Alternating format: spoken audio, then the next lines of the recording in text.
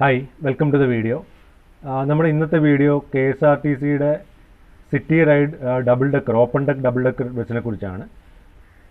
അപ്പോൾ നമുക്ക് ട്രിവാൻഡ്രത്ത് വരുന്ന ആൾക്കാരെ സംബന്ധിച്ചിടത്തോളം, അതായത് കേരളത്തിൻ്റെ മറ്റുള്ള ജില്ലകളിൽ നിന്നും പിന്നെ അല്ലെങ്കിൽ കേരളത്തിന് പുറത്തുനിന്നും ട്രിവാൻഡ്രത്തേക്ക് വരുന്ന ആൾക്കാരെ സംബന്ധിച്ച് ഉള്ളൊരു മെയിൻ ക്വസ്റ്റ്യനാണ്. ട്രിവാൻഡ്രത്ത് വന്നു കഴിഞ്ഞാൽ നമ്മളെങ്ങനെ ടൈം സ്പെൻഡ് ചെയ്യും, അല്ലെങ്കിൽ നമുക്ക് ട്രിവാൻഡ്രത്ത് എന്തൊക്കെയാണ് കാണാനുള്ളത് എന്നുള്ളൊരു ഡൗട്ട് വരുന്ന ആൾക്കാർക്കുണ്ട്. അപ്പം അവർക്ക് വേണ്ടിയുള്ളൊരു വീഡിയോ ആണിത്. അപ്പോൾ അവർക്ക് ട്രിവാൻഡ്രത്ത് വന്നു കഴിഞ്ഞാൽ പെട്ടെന്ന് എന്ത് ചെയ്യാൻ പറ്റും, പെട്ടെന്ന് ഒരു ദിവസം ട്രിവാൻഡ്രത്ത് വരാനൊരു പോസിബിലിറ്റി ഉണ്ടായി. അപ്പോൾ വന്നു കഴിഞ്ഞാൽ പെട്ടെന്ന് എന്ത് പ്ലാൻ ചെയ്യാൻ പറ്റും എന്നുള്ളൊരു പറയുന്നൊരു വീഡിയോ ആണ്. അപ്പോൾ നമുക്ക് ട്രിവാൻഡ്രത്ത് KSRTC ഇപ്പോൾ ഓപ്പറേറ്റ് ചെയ്യുന്ന ഒരു open deck double decker bus കഴിഞ്ഞ കുറച്ച് മാസങ്ങളായിട്ട് ഓപ്പറേറ്റ് ചെയ്യുന്നുണ്ട്. അപ്പോൾ അതിൻ്റെ ഒരു അഡ്വാൻറ്റേജ് എന്ന് പറയുന്നത്, ഇതൊരു 2 നിലയുള്ളൊരു ബസ്സാണ്.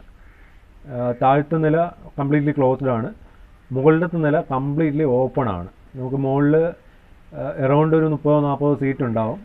അപ്പോൾ അത് മുഴുവൻ ഓപ്പൺ ആണ്. 2 നിലയുള്ള ബസ്സിലെ മുകളിലത്തെ നില കംപ്ലീറ്റ് ഓപ്പൺ ആണ്.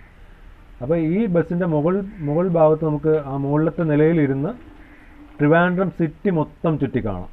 ട്രിവാൻഡ്രം സിറ്റി എന്ന് പറയുമ്പോൾ ട്രിവാൻഡ്രം സിറ്റിക്കകത്തുള്ള എല്ലാ മെയിൻ ഡെസ്റ്റിനേഷൻസും കവർ ചെയ്യുന്നുണ്ട് ഈ ഒരു ബസ് സർവീസിനകത്ത്.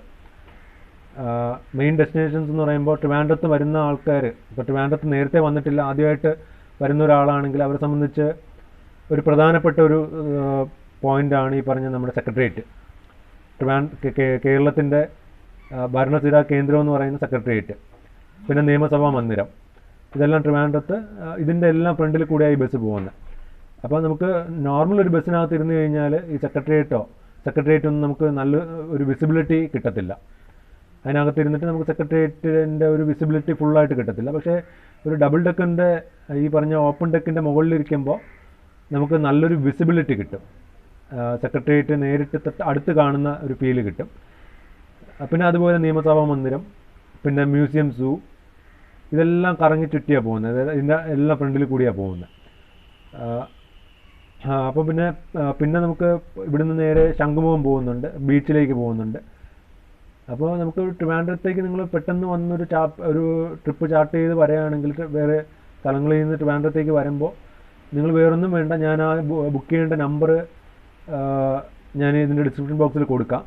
നിങ്ങൾ ആ നമ്പറിലൊന്ന് വിളിച്ച് ചോദിച്ചു കഴിഞ്ഞാൽ അദ്ദേഹം പറഞ്ഞു തരും അന്ന് റൈഡ് ഉണ്ടോ എന്നുള്ള കാര്യം പറഞ്ഞു തരും. 2 ടൈമിലാണ് ഈ ഒരു റൈഡ് KSRTC പ്ലാൻ ചെയ്തിരിക്കുന്നത്, മോർണിംഗ് റൈഡും ഈവനിങ് റൈഡും.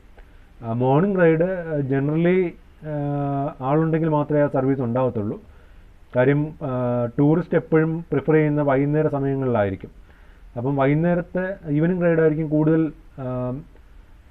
സഞ്ചാരികൾ യാത്ര ചെയ്യുന്നത്. അപ്പം അതുകൊണ്ട് തന്നെ ഈവനിങ് റൈഡായിരിക്കും എപ്പോഴും ഉണ്ടാവാൻ ചാൻസ് ഉള്ളത്. അപ്പം നിങ്ങൾ ആ നമ്പറിലേക്ക് വിളിച്ചു കഴിഞ്ഞാൽ അദ്ദേഹം സർവീസ് ഉണ്ടോ ഇല്ലയോ എന്നുള്ളത് പറയും, ബുക്കിംഗ് സ്റ്റാറ്റസ് പറഞ്ഞു തരും.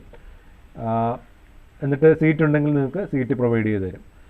അപ്പോൾ അതിന് ഒരാൾക്ക് ഫെയർ വരുന്നത് 250 പെർ ഹെഡാണ്, 250 രൂപയാണ് ഈ ഒരു സർവീസിന് KSRTC ചാർജ് ചെയ്യുന്നത്. അപ്പോൾ അത് ഒരു നഷ്ടമില്ല. നിങ്ങൾക്ക് KSRTCയുടെ ഡബിൾ ഡെക്കർ ബസ്സിൽ മുകളിലത്തെ നിലയിലിരുന്ന് ട്രിവാൻഡ്രം മൊത്തം ചുറ്റിക്കാണും. കേരളത്തിൻ്റെ ഭരണസിരാ കേന്ദ്രമായ ട്രിവാൻഡ്രം നിങ്ങൾ അറ്റ് എ ഗ്ലാൻസ് കണ്ടുപോവാം. അപ്പോൾ അതാണ് അതിൻ്റെ ഒരു പ്രത്യേകത.